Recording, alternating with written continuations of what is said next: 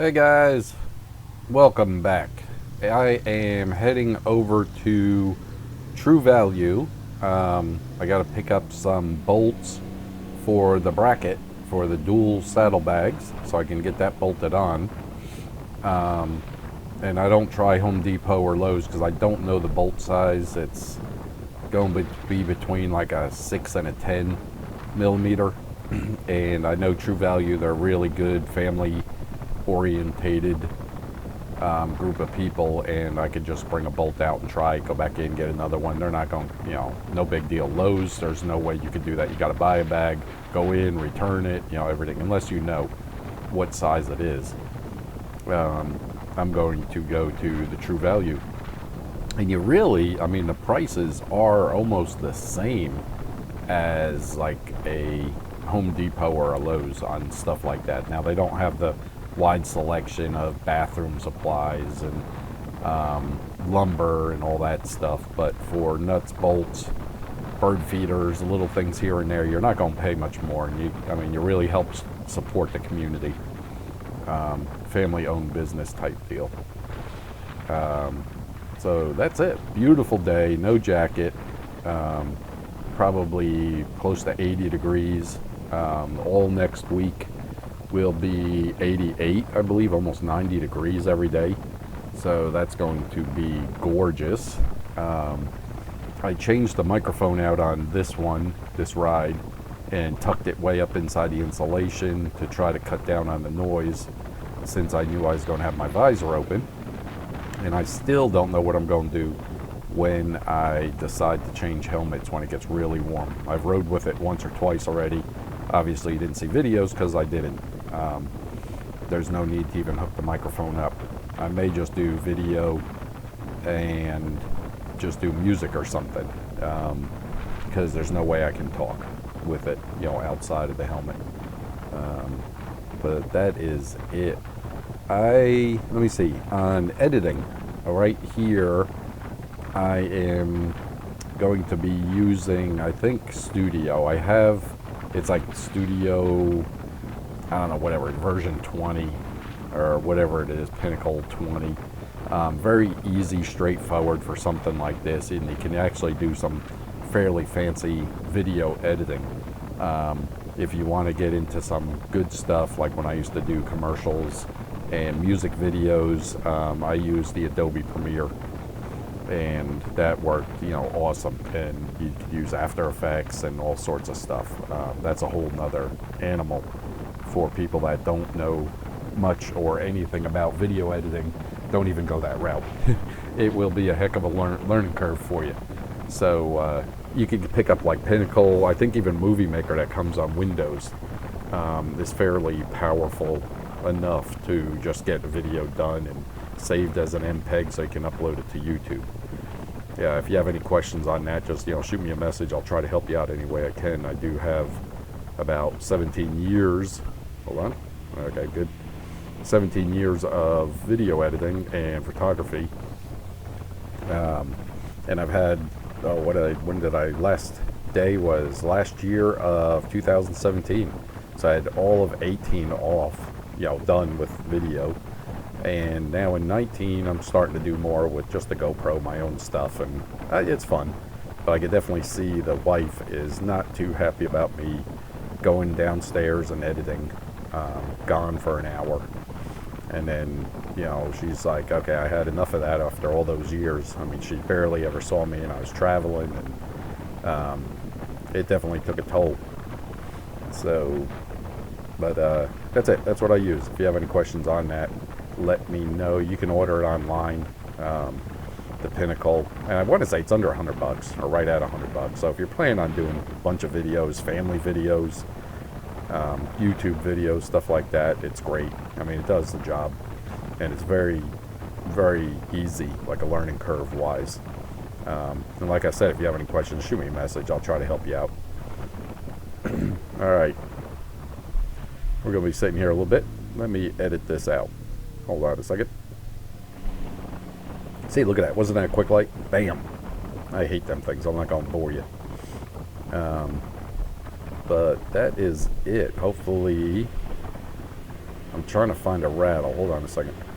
I'm holding, feels like the case because it's like clamshells, the two pieces, and it sounds like the two are rattling again. I was holding it and it shut up, so it must be the two cases making a racket. So I gotta take them apart, put some more foam in there, and shut them up. I hate all those little buzzard rattles. But that's it. So I'm going to try the exhaust and see what happens. I'm not one for weed eater sound or like these really, really loud street bikes you hear like for miles away, or you could be sitting on your front porch and you hear it like 3 neighborhoods over whipping down the street.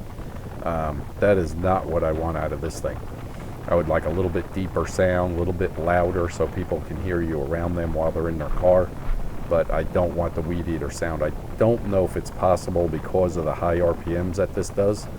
You can't shift and keep it down in the lower RPMs, which is more throatier. Being that this thing, it just revs high. It keeps up in the torque band. It will probably sound like a weed eater. We'll find out. That's going to be coming in the next couple days, and I'll put that on temporarily just to try it before I start cutting the pipe off the other exhaust and putting it under there and welding brackets. I'll try it first to see what the sound sounds like, if it's close. If not, just keep it and return it, or just keep it, throw it up on the shelf. It was dirt cheap, like $35 or $38, something like that. That's like a meal out. So I'm not even worried about that too much. And with the business, I understand what it's like, trial and error. We've done trade shows and put hundreds and hundreds, almost thousands of dollars into a booth at a trade show just to try it and maybe get 1 or 2 sales at the most. And plus you're there all day. I mean, from bright and early setting up to late taking down. So you got to try. I understand that. Did that for years. And that's the only way you're going to advance or break new grounds, is try something that nobody else has and take your risks and understand there might be a loss. And if it's only $38, boy, you got away cheap. Because I've done some that were hundreds of dollars and it's a loss. And you just, the first day or so you suck it up and it kills you. But after that, you're just like, hey, you know what? It could have made it and could have been a huge break. We've done some trade shows where we only invested maybe $600 and walked away making $10,000. Those are the ones that, if you don't try it, you don't know. So you gotta try. And there's certain people out there that will take that chance and understand it and have no problem with it. And they're normally the ones that will find something that they'll be either really happy with or very financially successful with.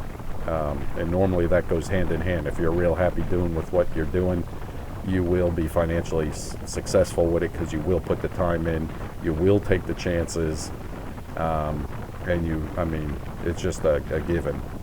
If you don't like it, you're just going to do it half-hearted or just for your 8 hours and you're done, and you don't think about it again until you're ready to go back to work. So, and that's coming from experience. So, not like I'm an expert in that. I didn't take classes on that. It definitely experience. I see the guys that come into the video and photography industry strictly for the money, and they don't last long. A couple of years, they do good the first year because they can pitch a good bull crap story. But once their name gets out and their work gets out, people start seeing that they're only in it for the money. They don't, really go the extra mile for the customer. They don't last long. I'm not kidding you. Maybe 3 years. And so I'm never normally worried. I got a few questions, people saying, hey, what about these people? They're getting a lot of bookings and all. And I said, yeah, but, it's only going to be a matter of time before they don't get any. So that's my spiel on, I guess, success. And success is not based on money. Trust me. It will be based on how fun and how much you enjoy every day when you wake up and you get to do it. You don't care if it's Saturday, Sunday, or you've done it for the past 2 weeks straight without a day off. I've done that with the video. never a day off for 2 weeks or 3 weeks.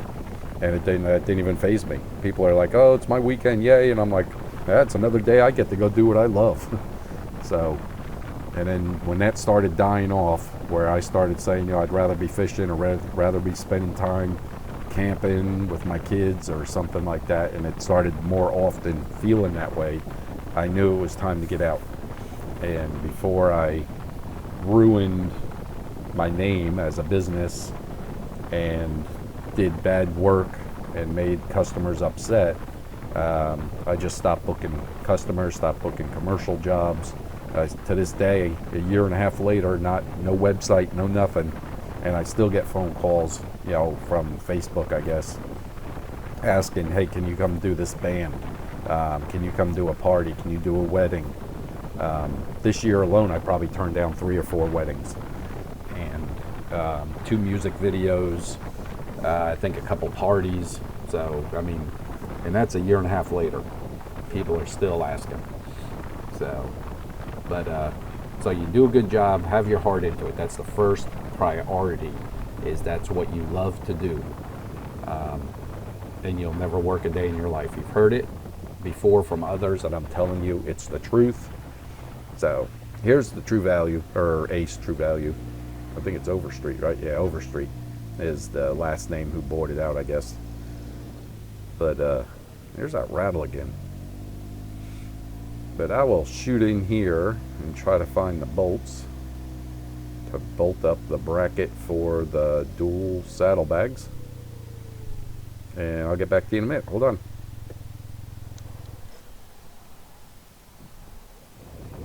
Alright, that was quick. I bumped in there. They let me walk in and out of there probably 4 times looking for bolts. It's a 6mm, and I went with inch long with washer and lock washer and all that. Cost me a whole $2 for 4 of them, with washers, lock washers on every one of them. So here we are shooting down the highway, or getting down the acceleration lane and entering a highway that's 65 at 68 miles an hour. Imagine that. You actually use the acceleration lane and don't hold up traffic. But here's 70 miles an hour if you were asking how does this thing handle on the highway. Buzzes right down the road. Just screams. But as you can see, you're at 6,000 RPM. Well, 6,200 RPM at 70 miles an hour. So this thing is a high-revving little pig. And with that muffler, I'm kind of nervous that that thing is just going to be screaming, ear-piercing, whiny, annoying lawn weed eater. So we're going to try it and see what happens. I will keep you informed. It'll be probably the middle of the week. And I just tighten up the park and brake, the park and drive lever. That thing popped up and was chattering also. I got to go back online and see if they have a lock in stock, because they were out of stock last time I looked. So I will go take a look at that and see if they have that. I need that. Let me check on. Okay. But here's the airport, Wards Road. You've seen this a million times. I hate boring you guys with the same roads, but there's really not that many different roads I can take around here in such a small town. I'm sorry. It's just a little cow town compared to the bigger cities that I travel to, like Dallas and Tampa, Seattle, Denver, Sacramento, all those big ones like that. Is, you've got so many interlaced highways and freeways that you can take. And this one, you only have a couple that run south, a couple that run east and west, and you're done. The rest are little back road neighborhoods. But that's it, guys. That was my schmeal. I guess I went off on a conversation about work, success, and being happy with what you do. Because the last thing I would want anybody to hear is, man, it's Sunday, I don't want to go tomorrow to work, and it ruins your Sunday, and you're miserable, and now you really only got one day off because all day Sunday you're thinking about the crap job you got to go to. Don't do that. Don't waste your life doing that crap. All right, I'm buzzing out of here. I will talk to you guys later. Thanks for joining me. Bye.